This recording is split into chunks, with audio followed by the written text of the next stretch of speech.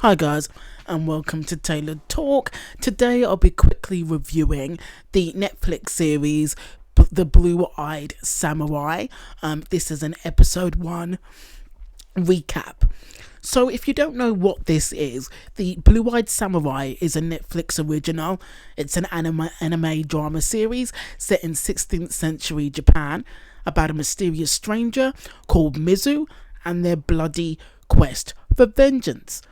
It also follows a witch princess called Princess Akemi, who is fighting for independence against her family. Now, in the first scene, Mizu goes to a noodle shop, puts the pimp in his place and stands up for Ringo, who is this sweet handicapped chef. After he sees Mizu in action, he quits his father's noodle shop and is pretty much like, Mizu, I see what you're like with this sword. I want to be like you.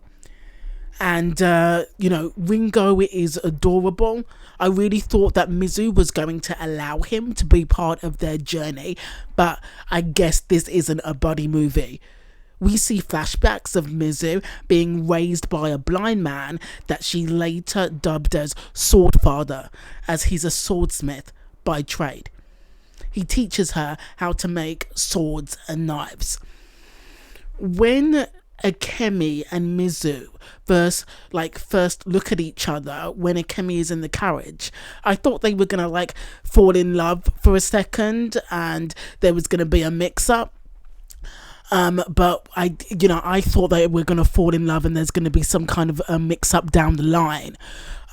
But as the story goes on, I don't think they are gonna get together, but maybe the plot will surprise me, and they will. Princess Akemi is clever. The twist with Tegan being her boyfriend was a nice touch.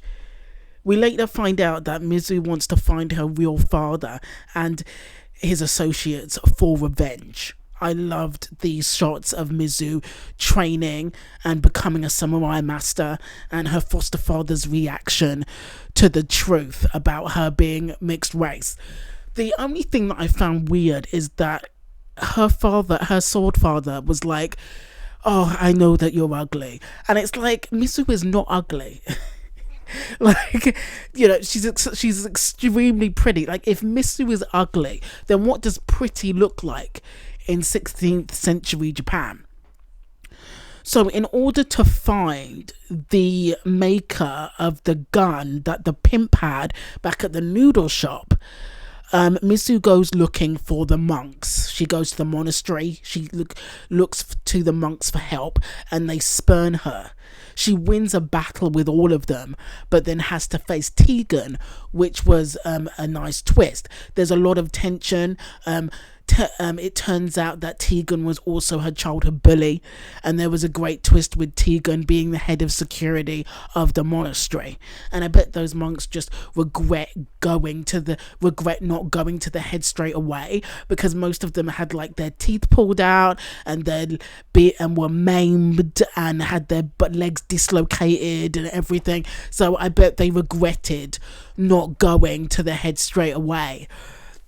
And then I was clueless when she slashed the knife against Tegan, because we're always left in the dark as to what she did, and I thought that she might have slashed his face because he's extremely handsome, so it's to get back at him, destroy his looks. And she actually cut his bun off. And I don't know the samurai law, but it seems like he's disgraced or something, because his bun was cut off by her sword. Every time someone insults her, she lashes out. With the pimp at the noodle shop, he called her a demon, she slashed him. Tegan said that she'd always be a mutt, then she cuts his bun off. Ringo and the brothel scene was a funny scene, but in a nice way. They didn't make fun of him, and he didn't lash out or run away, as most of these scenes in media usually play out. Like the prostitute will insult the punter will get violent and they leave. And that didn't happen. It was a funny scene, but it was a pleasant scene. The women did not make fun of him. He didn't lash out or run away. They were patient, but a very matter of fact of what to do. Like, yes, it was a sexual scene. Yes, it was 18 and over scene, but it wasn't seedy. It wasn't dirty, and that's a difficult thing to achieve with sex scenes. And Blue Eyed Samurai, the crew did a really good job with Ringo and these women. So where do Tegan and Akemi go from here now that Mizu has humiliated him? I like the touch of Tegan being Mizu's childhood bully. That Mizu didn't really, these are things that I liked. I liked Tegan and Mizu's past. I liked that Mizu didn't really want to hurt the monks. I liked that the clang of Mizu's new sword, I feel like it pretty much restored her father's sight, it seemed like.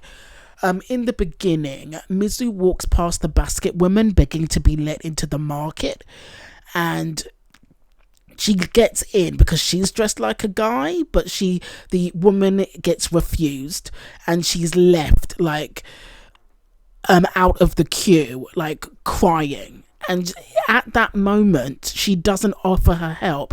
But after leaving the monks and after leaving the market, she sees the woman with her child out in the freezing cold.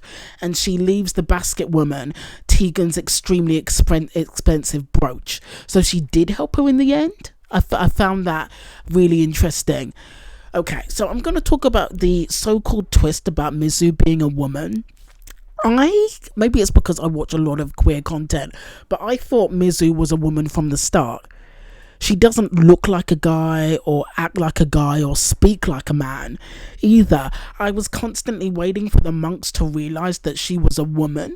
And remember, even when her hat and glasses fell off, like, she looks absolutely 100% feminine, so I don't understand why they still thought she was a man.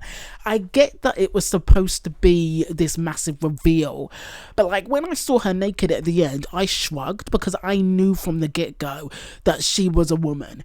It was not a shocker at all. I just assumed that Mizu was a woman that dressed like a man to get male privileges in 16th century Japan.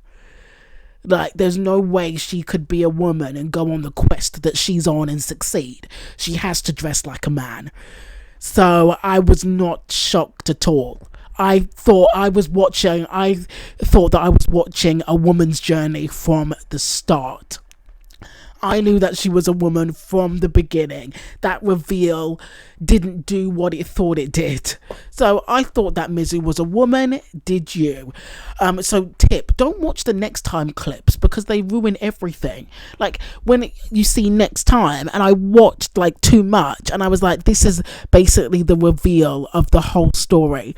Like, I'm just going to flick to the next episode. Despite that, I really liked the first episode of the Blue Eyed Samurai, and I can't wait to watch the next episode. It definitely kept my attention, and it was like an hour long. But it was fantastic. So credit to cast and crew. I can't wait to watch the next episode. Okay, guys, that's the end of the video. Thank you for watching. Thanks for listening. Have a good one.